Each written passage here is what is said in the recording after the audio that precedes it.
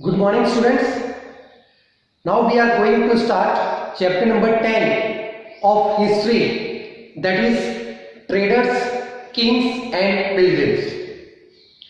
Students, in this chapter we are going to study ancient traders, kings and about pilgrims. First topic of the chapter, that is how to find out about trade and traders. How to find out about trade and traders. Students, from different archaeological sites, various things they were discovered, they were found. The fine pottery, especially bowls and plates, they were found from several archaeological sites. When archaeologists they excavated different sites, they discovered various fine pottery, especially bowls and plates from several archaeological sites. There is a question in our mind: how did these things reach there? The answer is trade and traders. Traders may have carried all those things from the places where they were made to sell them at other places. How these things they reach to different places?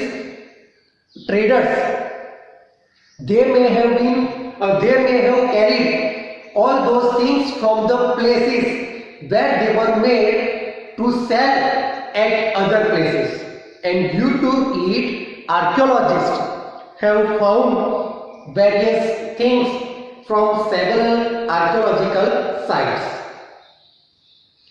If we talk about ancient Indian subcontinent, then we can see that in South India, it was famous for gold, spices, and in spices especially pepper and precious stones. South India in ancient time, it was famous for gold, spices and precious stones. And among spices, pepper, it was most famous. Pepper, it was known as black gold in Roman Empire. Pepper was known as black gold in the Roman Empire as it was highly valued in the Roman Empire. Besides that, traders carried many goods to Rome in ships across the sea and by land in caravans. Traders, they carried many goods to Rome in ships across the sea and by land in caravans. Later on, there must have been quite a lot of trade, as many Roman coins have been found in South India. Many Roman coins have been have been found in South India. This suggests us that there must have been quite a lot of trade.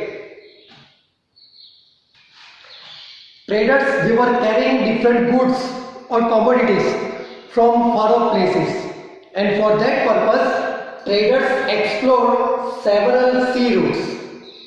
Sea routes were used by traders to carry various commodities, various goods to different places. Some of the traders, they followed the coast. There were others across the Arabian Sea and the Bay of Bengal. Some traders, they had to cross Arabian Sea as well as the Bay of Bengal. Further we see that the sailors, they took advantage of the monsoon as well as the southwest monsoon winds to cross the seas more quickly. In ancient time, the ships they were not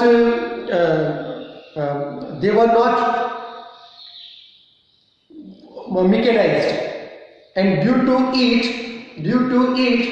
the sailors they took advantage of monsoon as well as southwest monsoon winds to cross the seas more quickly. Winds they were very useful for the sailors to cross the seas more quickly, and for these long journeys, sturdy it means very strong ships had to be built. Strong ships they were used by the traders to transport various goods from one place to another. So that is our first topic, how to find out about trade and traders. Archaeologists they have found different things from different sites. This suggests that there was a lot of trade in an Indian subcontinent. From South India it was very famous for precious stones, spices and gold. Even the Roman coins they have been found from South India. All this suggests that in ancient time there was a quite lot of trade among the different parts of the world.